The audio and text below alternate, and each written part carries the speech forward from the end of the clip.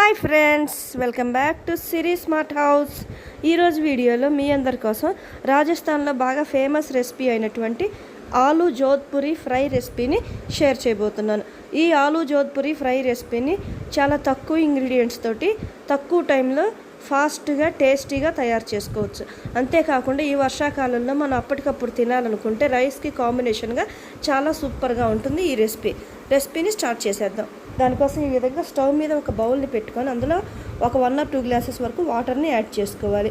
వాటర్ని యాడ్ చేసుకున్న తర్వాత మనం ఇందులో కట్ చేసుకొని రెడీగా పెట్టుకున్నటువంటి పొటాటోస్ని యాడ్ చేసుకోవాలి. మీ దగ్గర బేబీ పొటాటోస్ అవైలబుల్గా ఉంటే బేబీ పొటాటోస్ తోటి ఈ రెసిపీని తయారు చేసుకోవడానికి ప్రిఫర్ చేయండి.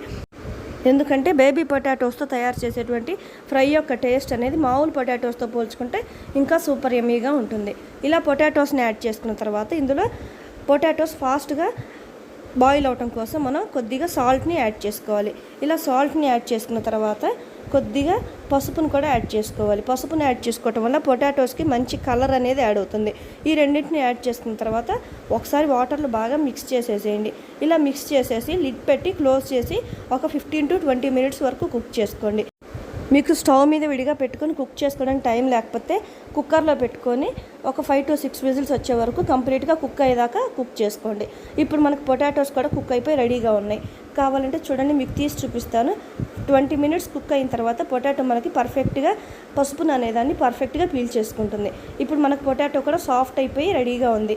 ఇలా రెడీ అయిపోయినటువంటి పొటాటోస్ని పైన ఉండేటువంటి స్కిన్ మొత్తాన్ని పీల్ ఆఫ్ చేసేసి రెడీగా పెట్టుకోండి. నెక్స్ట్ స్టవ్ మీద ఒక ప్యాన్ పెట్టుకొని హీట్ చేసుకోండి. ప్యాన్ హీట్ అయిన తర్వాత ఇందులో ఒక 1 or 2 tablespoons వరకు ఆయిల్ని యాడ్ చేసుకోవాలి.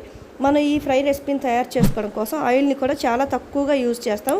కాబట్టి ఆయిల్ ఫ్రూట్స్ తినని వాళ్ళు కూడా చాలా ఈజీగా దీన్ని తినేసేయచ్చు. ఇలా ఆయిల్ని యాడ్ చేసేసుకున్న తర్వాత ఆయిల్ని కూడా బాగా హీట్ చేసుకోవాలి. ఆయిల్ని హీట్ చేసేసుకున్న తర్వాత నెక్స్ట్ ఇందులో మనం ఒక 1/2 teaspoon వరకు జీరాను యాడ్ చేసుకోవాలి. జీరాను యాడ్ చేసుకున్న తర్వాత నెక్స్ట్ మనం ఒక 1/2 teaspoon వరకు సోంపుని యాడ్ చేసుకోవాలి. ఈ ఫ్రై రెసిపీని తయారు చేసుకోవడం కోసం సోంపుని కంపల్సరీగా యాడ్ చేసుకోండి. సోంపుని యాడ్ చేసుకోవటం వల్ల ఈ ఫ్రై రెసిపీకి మంచి ఫ్లేవర్ అనేది యాడ్ అవుతుంది. నెక్స్ట్ ఒక చిటికెడు ఇంగువని యాడ్ చేసుకోండి. ఇంగువని యాడ్ చేసుకోవటం వల్ల ఫ్రైకి మంచి అరోమా అనేది యాడ్ అవుతుంది. ఇలా ఈ మూడింటిని యాడ్ చేసేసుకొని ఒక 1 minute వరకు మనకి ఈ జీరా అలాగే సోంపు పర్ఫెక్ట్గా కలర్ చేంజ్ అయ్యే వరకు ఒక 1 or 2 minutes వరకు ఫ్రై చేసుకోవాలి. ఫ్రై చేస్తున్నంతసేపు మిక్స్ చేస్తూనే ఉండండి. నెక్స్ట్ ఇందాక స్కిన్ తీసేసి పీల్ ఆఫ్ చేసుకున్నటువంటి పొటాటోస్ని యాడ్ చేసుకోవాలి. పొటాటోస్ని మనం మ్యాష్ చేయాల్సిన అవసరం కూడా ఏమీ లేదు. ఇలా డైరెక్ట్గా యాడ్ చేసేసుకోవచ్చు. పొటాటోస్ని యాడ్ చేసేసుకున్న తర్వాత ఇందులో మనం టేస్ట్ కోసం కొద్దిగా సాల్ట్ని యాడ్ చేసుకోవాలి. ఇందాక మనం సాల్ట్ని ఓన్లీ పొటాటోస్ కుక్ అవ్వడం కోసం యాడ్ చేసుకున్నాం. ఇప్పుడు టేస్ట్ కంప్లీట్గా రావడం కోసం మనం సాల్ట్ని మళ్ళీ యాడ్ చేసుకోవాలి. సాల్ట్ని యాడ్ చేసుకున్న తర్వాత కొద్దిగా రెడ్ చిల్లీ పౌడర్ని యాడ్ చేసుకోండి మీ టేస్ట్కి తగ్గట్లుగా. నెక్స్ట్ ఒక 1/2 teaspoon వరకు ధనియాల పొడిని యాడ్ చేసుకోండి. ధనియాల పొడిని కూడా ఎక్కువగా యాడ్ చేయాల్సిన అవసరం లేదు, కొద్దిగా యాడ్ చేసుకుంటే సరిపోతుంది. ధనియాల పొడిని కూడా యాడ్ చేసేసుకున్న తర్వాత నెక్స్ట్ ఇందులో మనం రెడ్ చిల్లీ ఫ్లేక్స్ని యాడ్ చేసుకోవాలి. రెడ్ చిల్లీ ఫ్లేక్స్ని కూడా కంపల్సరీగా యాడ్ చేసుకోండి. ఎందుకంటే ఈ ఫ్రై రెసిపీ యొక్క స్పైసీనెస్ అనేది రెడ్ చిల్లీ ఫ్లేక్స్ వల్ల బాగా తెలుస్తుంది. ఇలా వీటన్నిటిని యాడ్ చేసుకున్న తర్వాత బాగా మిక్స్ చేసుకోండి. మనం ఇక్కడ మిక్స్ చేసుకోవడంలోనే ఈ ఫ్రై యొక్క టేస్ట్ అనేది పర్ఫెక్ట్గా తెలుస్తుంది. ఎందుకంటే మనం యాడ్ చేసినటువంటి స్పైసెస్ అన్నీ పర్ఫెక్ట్గా మిక్స్ అయిపోవాలి. ఇలా ఈ స్పైసెస్ అన్నిటిని బాగా మిక్స్ అయ్యేట్లుగా బాగా మిక్స్ చేసేసుకోండి. నెక్స్ట్ లాస్ట్ అండ్ ఫైనల్గా మనం సన్నగా చాప్ చేసుకున్నటువంటి కొత్తిమీరని యాడ్ చేసుకోవాలి.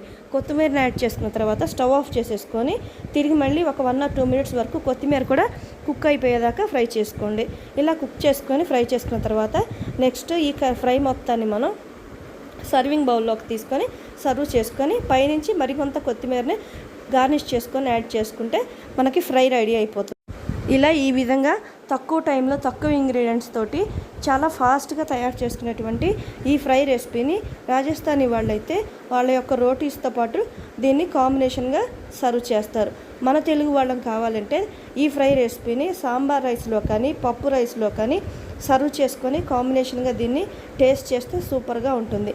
అలా కాకుండా మీకు విడిగా కావాలంటే కూడా ఒక్కొక్క పొటాటోని మనం డైరెక్ట్గా కూడా తినేసేయచ్చు. ఎందుకంటే స్పైసీ ఫుడ్స్ తినాలనుకునే వాళ్ళు అలా ఒక్కొక్క పొటాటోని డైరెక్ట్గా తినేస్తే చాలా టేస్టీగా ఉంటాయి. సో ఇది ఫ్రెండ్స్ ఇవాల్టి వ్లాగ్. మీ అందరికీ నా రెసిపీ నచ్చినట్లయితే please like, share, comment and subscribe to my channel series smart house. Thank you for watching.